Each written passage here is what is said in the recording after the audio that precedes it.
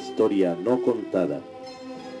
Programa de investigación y divulgación histórica. Investigaciones realizadas con pruebas documentales, testificables y monumentales. La historia que no está escrita en los libros oficiales. La historia no contada. Bienvenidos.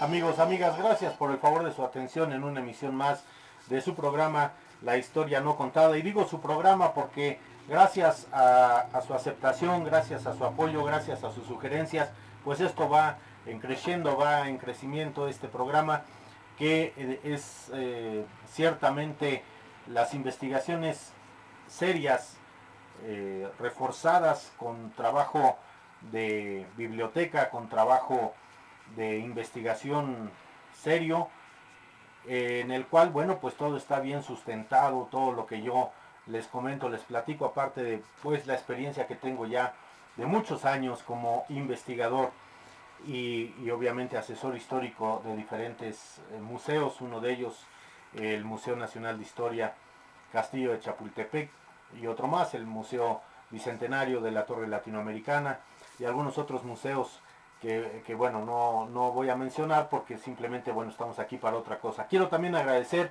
sus comentarios y sus sugerencias que me hacen llegar. Muchísimas gracias, los tomo todos en cuenta y seguimos trabajando sobre los temas que me piden. ¿Y por qué sobre los temas que me piden? Porque son sus sugerencias y es lo que de alguna manera les interesa saber. Agradezco también los mensajes y sus gestos de amistad y de fraternidad del señor Gerardo Santana. Gracias, Gerardo, te agradezco, te envío un abrazo fraterno a distancia y esperamos, conforme a los tiempos correspondientes de cada uno, se nos permita en algún otro momento reunirnos y poder convivir un momento para platicar tantas cosas, ya que tenemos años de no vernos, pero tú sabes que se te quiere y se te estima, al igual que a tu apreciable familia. Un abrazo, Gerardo, y muchas gracias por seguirme y seguirnos en estos trabajos de investigación sobre la historia no contada. Y el día de hoy, amigos, amigas, les entrego la segunda parte de esta investigación en referencia a otro libro de que hago yo la investigación respecto a la historia de la guerra en México, un libro ya muy antiguo, y esta historia de la guerra en México data de desde 1861 a 1867 y voy a tomar precisamente donde Márquez, meses, prácticamente mediados de marzo, empieza a moverse para ir a impedir que el general Porfirio Díaz pueda liberar Puebla ese histórico 2 de abril de 1867. Y dice así, entro directamente. Ya hemos dicho que el general Márquez consiguió atravesar las líneas enemigas al salir de Querétaro y abrirse camino hasta la capital, donde llegó el 23 de marzo. Al siguiente día de su llegada, hizo publicar en el diario del Imperio el decreto en que se le nombraba lugarteniente general del emperador con plenos poderes. Destituyó al ministro Lares, nombró al general Vidaurri ministro de Hacienda, a Iribarren del Interior, ministro del Interior, y conservó a Morphy en el Departamento de Negocios Extranjeros. Carecían los imperialistas de dinero para proseguir aquella guerra insensata, y era preciso tenerlo sin reparar en medio de adquirirlo sin reparar en nada. Se necesitaba dinero urgentemente. El general Márquez decretó un empréstito forzoso de 800,000 pesos, obligatorio también para los extranjeros, y en menos de 36 horas, gracias a las amenazas de las que se valió, consiguió reunir la mitad de dicha suma, o sea, en este caso 400,000 pesos. Algunos días después, hablando hacia el 30 de marzo, Márquez salió de México con objeto de liberar Puebla, sitiada por Porfirio Díaz, al frente de 5,000 hombres y reclutados todos ellos en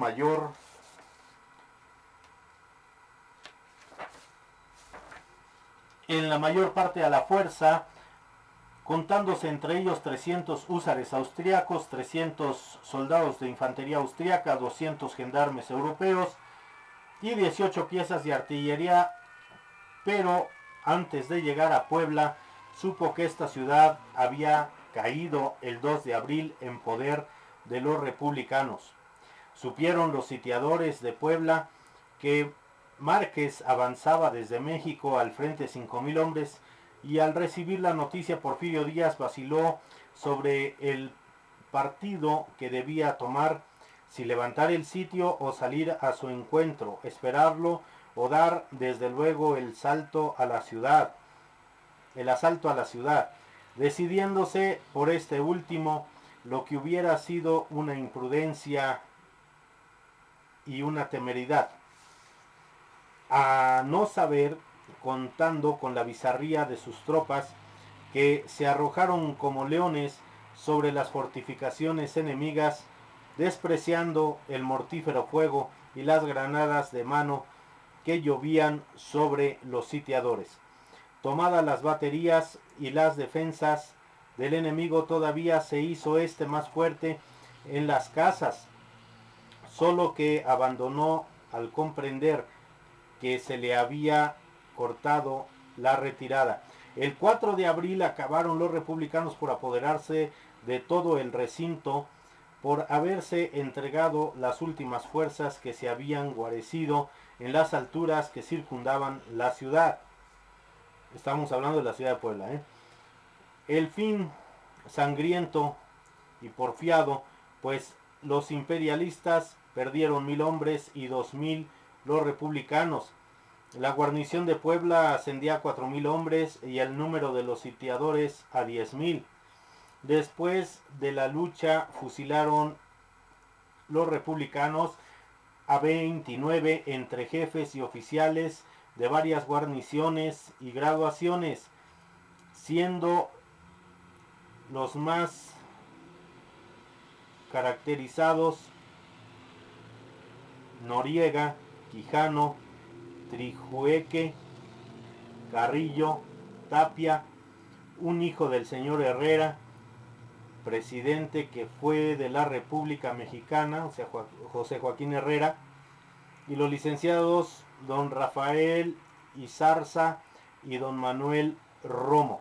Bueno, yo nada más quiero hacer mención.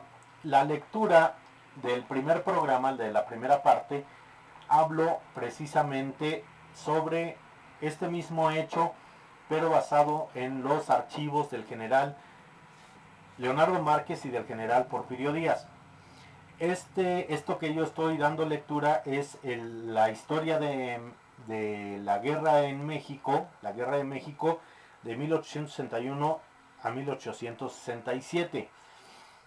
Puede variar, hay varias fuentes. En sí encontré un libro de un autor que ni lo menciono, publicado por el Instituto Nacional de Estudios Históricos de la Revolución Mexicana, el INERM, en el cual es un libro que habla de Porfirio Díaz y viene en orden cronológico por año, los datos más importantes, y ahí menciona que Porfirio Díaz en la toma de Puebla, la del 2 de abril del 67, no traía cañones, y aquí se hablan de 17, en el anterior programa hablé de 17 divisiones, aquí también se están hablando, y se están hablando también en uno se hablan de 36 cañones, los cuales divide entre las 17 divisiones, él se queda con 2 o 4, y esta persona que escribe para el INERM dice que no trae artillería, no trae nada de cañones. Entonces, yo por eso voy a dar estas tres versiones para que ustedes formen su criterio. Siempre como investigador es bueno tener varias fuentes y conjeturar y sacar precisamente lo mejor, buscar la verdadera historia o la historia no contada de estos hechos. Recuerden que en el tercer programa daré la entrevista que hace Ángel Pola al general Guadarrama, que es el que va desde la Ciudad de México a Puebla a reforzar a Porfirio Díaz. Entonces quiero hacer esta aclaración y precisamente de los jefes que fusila Díaz en Puebla, habla del general Noriega. El general Noriega era el general realista, discúlpenme, imperialista, o sea, era de las huestes del Segundo Imperio y era el jefe de Plaza de Puebla. Y bueno, pues es pasado por las armas. Continúo con el relato. Y bueno, el hijo del señor Herrera, de José Joaquín Herrera, héroe de la independencia y todo esto, bueno, pues también es fusilado por alguna razón, seguramente andaba con los imperialistas también. Continúo. La sangre que corrió en la toma de Puebla fue un ejemplar y penoso, pero necesario, puesto que evitó que se derramara alguna más de esa sangre mexicana al rendirse la fuerza que ocupaba el Cerro de Guadalupe. De la victoria de aquel día estaba pendiente acaso el advenimiento próximo de la República, o su retardo. La sangre que derramó en marcha misma del combate fue precaución de muchos males. Una ley terrible pesaba sobre los prisioneros y cerca de 10 horas dejó el general Díaz suspensa sobre su cabeza esta espada moral con el objeto del recuerdo de aquel día fuera indeleble en la conciencia de los hombres que el gran conflicto de la patria habían cambiado el giro de las armas. Reunidos por la tarde, los prisioneros, habiéndolos reunido por la tarde, los prisioneros, dijo: hay una condena a ustedes, a la pena capital, pero el Supremo Gobierno sabrá ser generoso. Mis súplicas y lo que pueda valer se pondrán del lado de ustedes. Entre tanto, quedan en libertad a condición de comparecer cuando el gobierno tenga a bien llamarlos para que respondan en su conducta. Todos aceptaron con gusto en este compromiso. Dueño ya el general Díaz de ir a buscar a Márquez, se puso inmediatamente en marcha, siéndole muy útil la caballería que molestaba al enemigo en todos sus movimientos, obligándole a abandonar el camino que seguía y retirarse hacia Huamantla, siguiéndole en esta dirección los republicanos, presentándole la batalla que no aceptó, y Márquez precipitaba su retirada sobre la capital, cuando gracias al oportuno envío del general Escobedo, una división de caballería a las órdenes del general Guadarrama, pudieron aquellos interponerse entre Márquez y la capital, obligándole a buscar refugio en la hacienda de San Lorenzo, donde fue derrotado el mismo día 10 de abril, en que se cumplía el 4º aniversario de la aceptación del imperio por Maximiliano. Resolvió en segunda el general Díaz atacar a México y estaba a punto de establecer su cuartel general en Tacubaya cuando se vio obligado a cambiar de plan por haber llamado así el general Escobedo a la división de Guadarrama. Márquez perdió en la refriega su tesoro, sus cañones, vio dispersarse a toda su gente y a los 8 días de su salida volvió a México acompañado solo de 25 caballos, no temiendo ya Porfirio Díaz que se le inquietara por la parte de México. Envió a 3,000 hombres para reforzar las fuerzas que sitiaban Veracruz y emprendió su movimiento hacia la capital, apoderándose enseguida del Palacio de Chapultepec, residencia que fue del emperador Maximiliano, y de la posición de Guadalupe, inmediata a la capital. Reinaba gran desaliento dentro de la ciudad, no se recibían noticias ciertas de lo que pasaba en Querétaro, que aún no se había rendido, pero se presumía no tardaría en rendirse. Eran muchos los que presentaban cuál sería el desenlace de la guerra, y pocos los que esperaban una reacción en los sucesos. Empezaron pues las negociaciones para salvar lo poco que podía salvarse de la causa imperial, y empezaron las traiciones que nunca abundan tanto como al aproximarse la derrota de un partido, de una institución, de un principio político. Recién llegado a las inmediaciones de la capital se presentó el general Díaz, el padre Fischer, confesor de Maximiliano y portador de proposiciones que aquel rechazó. Dentro de la capital había discordia de pareceres sobre la resolución que había de adoptarse. Unos opinaban que había evitarse a la capital los horrores de un sitio, al paso que otros se empleaban en prolongar la resistencia hasta el último extremo. Algunos solo pensaron en salvar sus vidas y proponerse salvoconductas de marcharse al extranjero.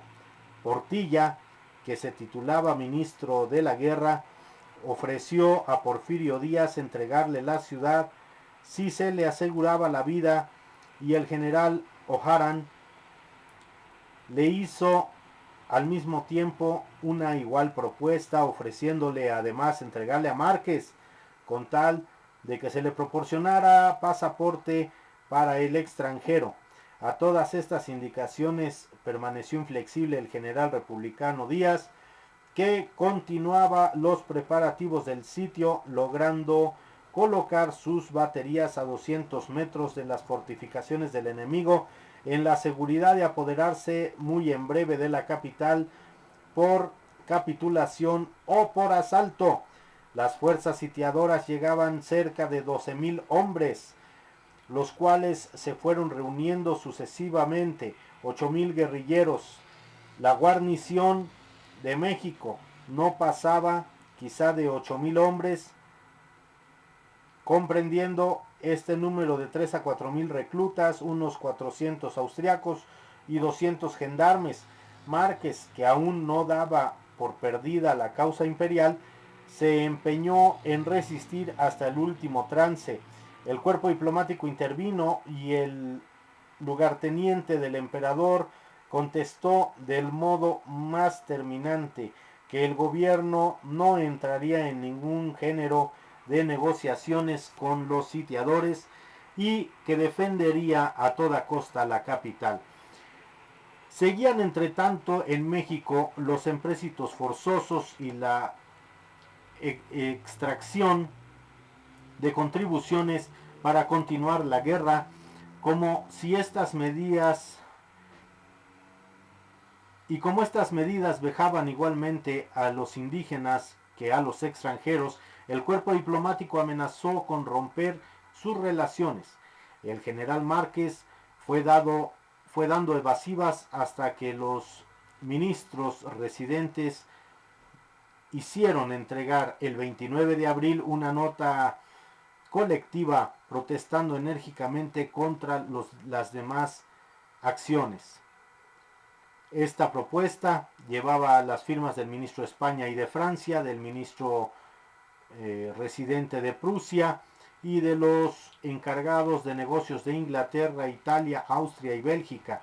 El ministro francés llegó a pedir que el cuerpo diplomático abandonase la capital, pero retiró esta posición a las instalaciones y a las instancias de los encargados de Inglaterra y de Austria. Finalmente, el cuerpo diplomático tomó la resolución de pedir sus pasaportes y partir en el caso de que se atentase a la seguridad de los extranjeros, maltratándoles, encarcelándoles o precisándoles a viajar y a trabajar, a viajar de mala forma y a trabajar en trincheras.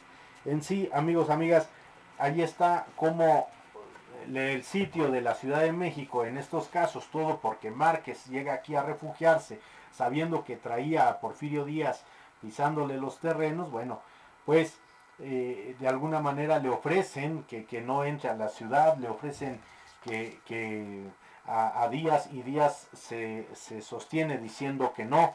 Bueno, pues aquí yo les he mostrado la otra versión de esta investigación, de este gran libro de la historia de la Guerra de México, que precisamente es de Editorial Valle de México S.A. Es un libro muy antiguo, el cual está en la biblioteca de su servidor, y bueno, comparto esta versión que de alguna manera nos da otra visión, como precisamente algo que no se mencionó en el primer programa, en la lectura que hice de la investigación de los archivos de Márquez y de Díaz, como precisamente aquí sí se menciona cómo Escobedo manda al general Guadarrama.